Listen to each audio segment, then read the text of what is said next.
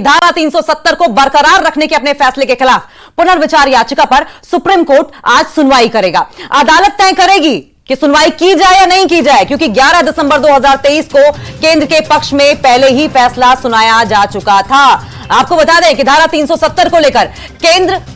की ओर से जो याचिका डाली गई थी और इसको रद्द करने या इसको असंवैधानिक करार देने को जो याचिका डाली गई थी, उस पर पहले ही सुप्रीम कोर्ट की ओर से सुनवाई की जा चुकी है और 11 दिसंबर 2023 को केंद्र के पक्ष में फैसला सुनाया गया था और फैसला यह कहते हुए सुनाया गया था कि घाटी से 370 को हटाया जाना असंवैधानिक नहीं है, वो संविधान के दायरे में आता है। लेकिन उसके बावजूद एक और याचिका डाली गई है और धारा 370 को बरकरार रखने के अपने फैसले के खिलाफ पुनर्विचार याचिका पर सुप्रीम कोर्ट यह तय करेगा कि ये जो याचिका है ये वाकई सुनवाई लायक है भी या नहीं है। और वो इसलिए क्योंकि 11 दिसंबर 2023 को केंद्र के पक्ष में फैसला सुनाया गया था। अब इस फैसले को लेकर फिर से एक बार रिव्यू पिटीशन डाली गई है और आज इस मामले पर सुनवाई होनी है। सुनवाई इस बात को लेकर होगी कि रिव्यू पिटीशन, ये जो याचिका डाली गई है, क्या वो सुनवाई करने लायक है या फिर इसे डिस्कार्ड कर दिया जाएगा, यानी कि इस पर सुनवाई नहीं की जाएगी।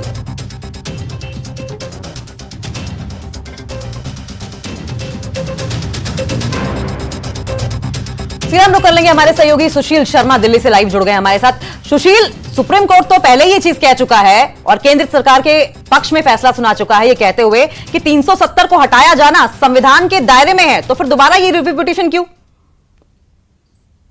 जी बिल्कुल, देखिए साफ तौर से रिव्यू पिटीशन एक किसी भी व्यक्ति का एक संवैधानिक अधिकार है अगर वो अपने उस फैसले से संतुष्ट नहीं है, और इसीलिए फिलहाल सुप्रीम कोर्ट में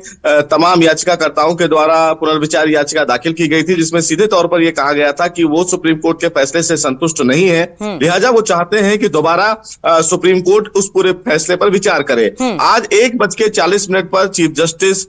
इस पूरे मामले की सुनवाई करेंगे, जिसमें और भी जज शामिल होंगे, BR गवई शामिल होंगे, जस्टिस सूर्यकांत शामिल होंगे। तो इन तमाम जजों की जो फिलहाल एक कोर कमेटी है वो ये तय करेगी कि क्या वाकई आर्टिकल 370 के मामले पर दोबारा विचार किया जाए या ना किया जाए। क्योंकि ये फैसला इसलिए भी अहम होगा क्योंकि सुप्रीम कोर्ट अगर इस पूरे मामले में कोई भी आदेश जारी करता है, उसका इम्प्लीटेशन आर्टिकल 370 के फैसले पर पड़ने वाला है। अगर सुप्रीम कोर्ट इस पूरे फैसले को रिजेक्ट करता है तो निश्चित रूप से याचिकाकर्ताओं को राहत नहीं मिलेगी, लेकिन इसके बाद भी याचिकाकर्ताओं के पास एक और फिलहाल जो एक और चारा है वो क्यूरेटिव पिटीशन का पड़ेगा, क्योंकि क्यूरेटिव पिटीशन अभी बाकी रहेगी।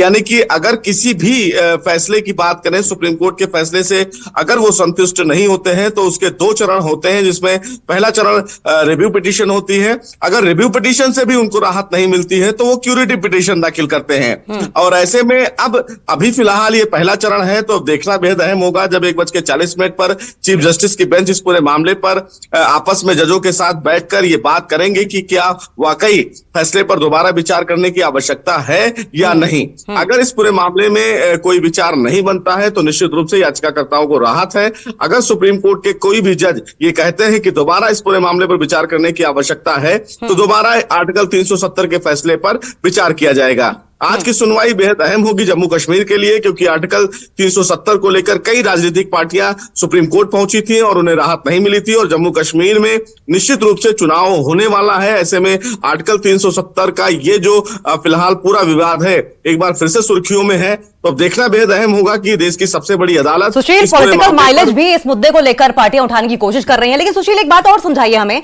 कि कहीं ऐसा तो नहीं हो जाएगा कि कहते हैं ना कि trying to wake up a dead horse, जबरदस्ती किसी मुद्दे को आप जीवित करने की कोशिश करना, क्या ऐसा तो नहीं है? इस तरह की भी संभावनाएं लगाई जा रही हैं। और जब क्यूरेटिव पिटीशन का प्रोसेस होगा वो कैसा होगा, वो भी जनता को समझाइए।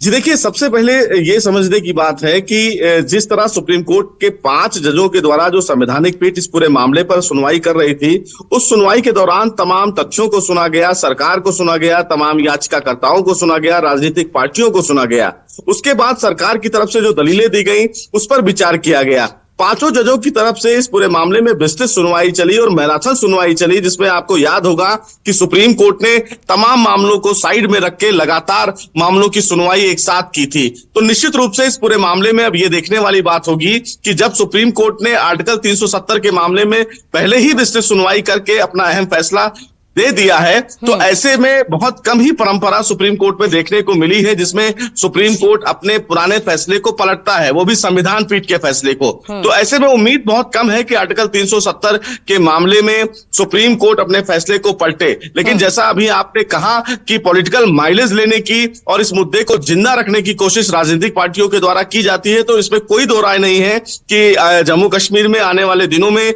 चुनाव होने वाले हैं, तो आर्टिकल 370 के मुद्दे को जिंदा रखने के लिए ये कवायद है। सुशील, ये बहुत इंपॉर्टेंट बात आप कह रहे हैं कि आर्टिकल 370 के मुद्दे को जिंदा रखने की कवायद की जा रही है, क्योंकि और ये हम ग्राउंड जीरो पर भाव भी पा रहे हैं। लेकिन सुशील, इसके बाद आगे क्या पिटिशनर्स के पास ऑप्शंस बचते हैं, विकल्प जो होंगे वो भी समझाइए। जी देखिए, अगर इस पूरे पुनर्विचार याचिका को सुप्रीम कोर्ट खारिज करता है तो निश्चित रूप से याचिकाकर्ताओं के पास एक और फिलहाल माध्यम होगा, वो होगा क्यूरेटिव पिटीशन। क्यूरेटिव पिटीशन एक आखिरी याचिका होती है जब सुप्रीम कोर्ट से याचिकाकर्ता एक बार फिर ये मांग करते हैं कि एक बार फिर से सुप्रीम कोर्ट अपने फैसले पर विचार करे, और रिव्यू पिटीशन जब खारिज हो जाती है तो क्यूरेटिव पिटीशन का जो अध्याय है वो शुरू होता है। क्यूरेटिव पिटीशन में भी सुप्रीम कोर्ट के जो 5 जज हैं वो एक साथ बैठेंगे और दोबारा इस पूरे मामले की विचार करेंगे। लेकिन उम्मीद बहुत कम है कि जब पुनर्विचार याचिका पे कोई भी फैसला आता है तो उस पर सुप्रीम कोर्ट दोबारा कोई विचार करे। ऐसी बहुत कम परंपरा सुप्रीम कोर्ट को देखने को मिली है जिसमें क्यूरेटिव याचिका को भी वो सुनवाई के लिए एग्री करते हैं। तो उम्मीद बहुत कम है, लेकिन फिलहाल याचिकाकर्ताओं को संवैधानिक रूप से यह अधिकार मिला है और उसी अधिकारों के तहत तमाम याचिकाकर्ता एक बार फिर से सुप्रीम कोर्ट पहुंचे हैं। तो पहले पुनर्विचार याचिका पर देखते हैं कि देश की सबसे बड़ी जो अदालत है, यानी कि 5 जजों की जो पीठ है, जो 1:40 पर आज इस पूरे याचिका पर विचार करेगी, क्या कुछ आदेश देती है, क्या फिलहाल याचिकाकर्ताओं को राहत मिलती है आर्टिकल 370 के मामले में जैसा वो मांग कर रहे थे, या फिर सुप्रीम कोर्ट अपने पुराने फैसले पर ही विचार करेगा और इस याचिका को खारिज और करेगा। सुप्रीम कोर्ट क्योंकि सुशील पहले ही अपना मत साफ कर चुका है, लेकिन उसके बाद भी पिटीशन डाली गई है, ऐसे में पिटिशनर्स का मत क्या है, उनका व्यू क्या है, ये भी बताइए।